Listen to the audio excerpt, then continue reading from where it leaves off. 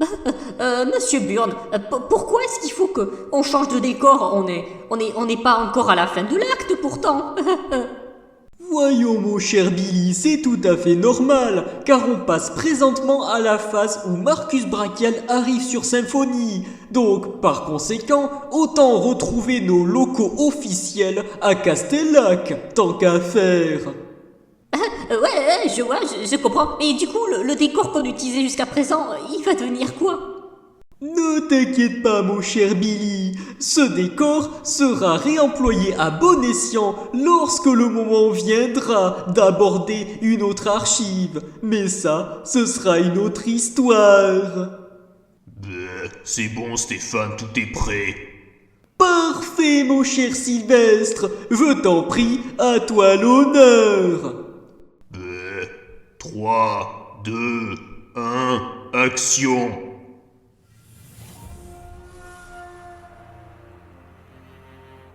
Bonjour, je suis Stéphane Burn et bienvenue dans ce chapitre 21 des archives de l'Imperium Universalis.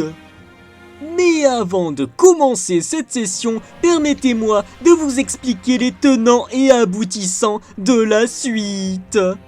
Comme vous pouvez le constater présentement, nous avons changé de décor.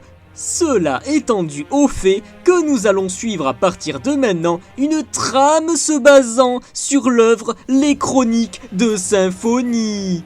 Mais toutefois dans une temporalité qui est totalement différente de l'œuvre originale, à savoir le manga Les Chroniques de Symphonie, la quête des feuilles lacrymales. Installez-vous confortablement, prenez-vous à boire ou à grignoter et c'est parti! Marcus Brachiald et ses compagnes, plus Nina protégeant Serana, avaient été approchés par un gigantesque mahamut, pachyderme à fourrure haut d'une centaine de mètres et pourvu de 6 pattes.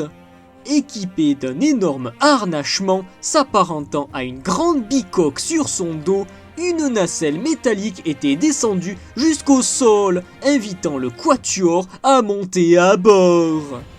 Entrant à l'intérieur de ce bazar ambulant, l'empereur de Terra Prime avait découvert une drôle de petite créature s'apparentant à un ours humanoïde miniature, un Nowik, ayant le mot Wawa pour seul vocabulaire. Toute ressemblance avec une autre archive est purement fortuite. Marcus, tentant d'entrer en communication avec l'alien, il avait rapidement été abordé par un impressionnant personnage, d'apparence externe robotique, au métal teint de bleu et aux diodes lumineuses vertes. Se présentant comme étant le scrutateur Orcos, le scientifique avait noué un dialogue des plus courtois avec son interlocuteur, échangeant tout un tas d'informations. Bonjour Stéphane, bonjour mon vieil ami Sylvestre, et bonjour Billy.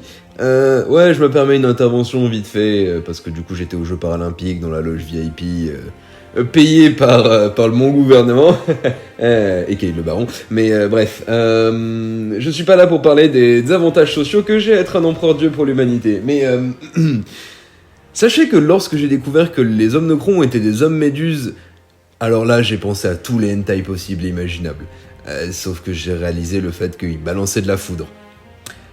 Alors mélanger sexe et électrocution, bon, c'est pas fou. Par contre, plus tard, j'ai découvert les alphides. Alors là, il y en a pour tous les goûts. Il y en a pour tout le monde.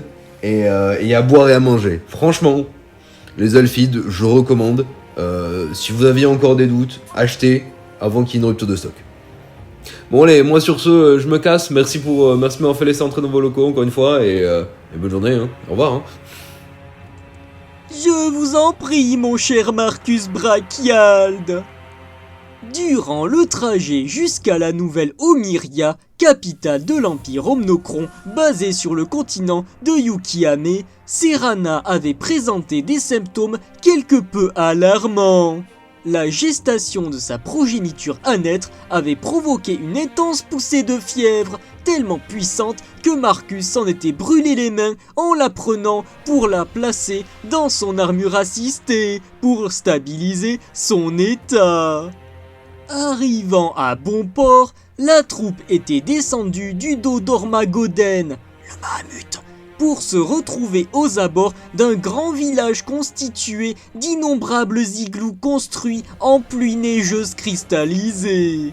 Les habitants s'étaient avérés être des sortes de manchots miniatures nommés Pingu.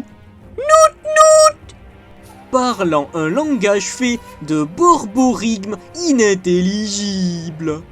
Les accueillant avec grande curiosité et gentillesse, ces petites créatures avaient commercé avec Wawa en attendant l'arrivée d'un vaisseau omnocron chargé de conduire l'empereur de Terra Prime et ses compagnes jusqu'au palais impérial.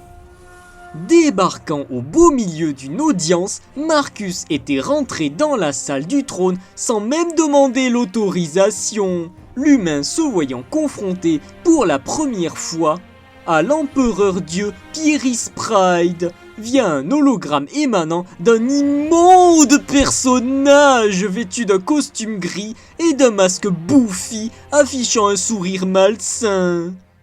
L'empereur de Terra Prime s'imposant face au cyborg, montrant ainsi l'exemple à l'Omnos Prime, ce dernier s'était levé de son trône pour congédier Lord Kenkyonago, le messager de Tartaros, sans ménagement. Discutant avec Omnos, toujours en des termes courtois bien que fermes, l'empereur de Terra Prime avait établi un lien de confiance avec les Omnocrons, s'attirant ainsi la sympathie du rigide prétorien Omnorion. Mais était survenue l'heure de la délivrance pour Serana, dont une échographie effectuée par l'officier médical en chef avait révélé la présence de 3 œufs dans le ventre de la Quanari.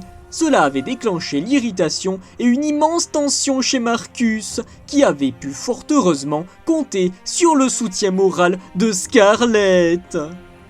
Guidés par Omnorion jusqu'à leur nouvel appartement personnel, les deux amants avaient brièvement rencontré une vieille femme en fauteuil roulant nommée Scylla, s'avérant être fille génétique du prétorien. Après cela, les deux humains étaient allés rendre visite à Serana, dont l'opération de ponte avait été achevée avec succès. Néanmoins, l'officier médical avait informé l'empereur de Terra Prime que les œufs n'avaient rien de normal. Du premier émanait une aura de flamme sanguine faisant penser à celle maîtrisée par Serana elle-même. Rien d'anormal en soi, hein, n'est-ce pas? Du second émanait une aura de flamme bleue spectrale aux propriétés ésotériques curatives. Ouais bon, là par contre j'avoue c'est un peu bizarre. Et du troisième, mis à l'écart pour raisons sanitaires, émanait une dangereuse aura de radiation protoplasmique nécessitant un suivi et une quarantaine temporaire. Vous avez créé des raptors radioactifs? Billy, Ouais. ta gueule! Ok, pardon. Allant passer un moment débat amoureux et de sommeil avec Scarlett, Marcus s'était réveillé en pleine forme, mais au beau milieu de la nuit. Il semblait que le cycle journalier sur Symphonie était 2 fois plus long que sur Terra Prime. Ouais, je confirme, c'est bien relou ça. Après avoir passé un bon sommeil réparateur, tu te réveilles et il fait nuit. Putain, je te jure, la première fois je m'en remets toujours pas. Pendant que sa bien-aimée continuait de dormir, l'empereur de Terra Prime était parti à la rencontre des officiers ingénieurs afin de tester les nouvelles capacités de son armure et de ses armes sous l'influence ésotérique d'Harmonie, la lune nocturne de Symphonie. Bondissant à une hauteur vertigineuse et découvrant que son pistolet laser était devenu plus puissant, l'humain avait achevé d'être impressionné lorsqu'il avait activé son espadon tronçonneuse, émettant à présent une aura de laser bleu redoutable.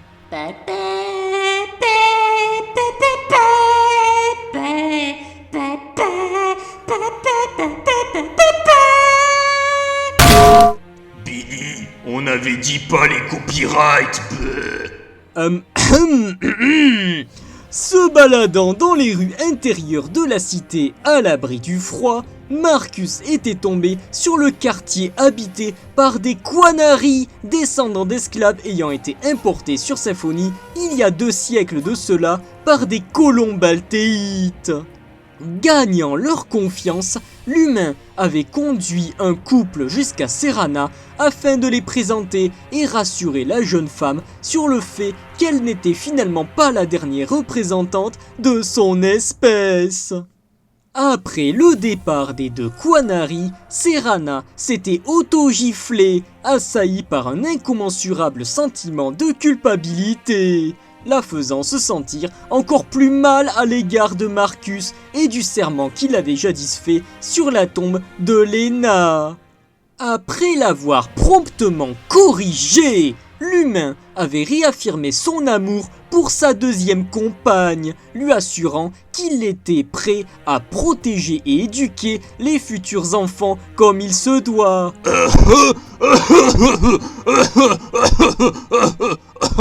Oh, pardon. Pardon, j'avais un écaco dans la gorge. Je disais donc ensuite... Subitement, Nina s'était dressée sur le qui-vive, sentant la présence d'une entité potentiellement dangereuse à proximité. Sortant de la chambre pour aller à la rencontre de cet inconnu dans l'équation, l'empereur de Terra Prime s'était retrouvé surpris de tomber sur une vieille connaissance. En grande conversation avec l'Omnos Prime, Edmund Drake se tenait là, 2 fois plus grand qu'en temps normal, bien plus musculeux, le corps couvert de cicatrices et arborant d'énormes cornes noires sur la tête. Ainsi se conclut ce 21e chapitre des archives de l'Imperium Universalis. Merci à vous d'avoir écouté et regardé, à très bientôt, c'était Stéphane Beurne, à vous les studios.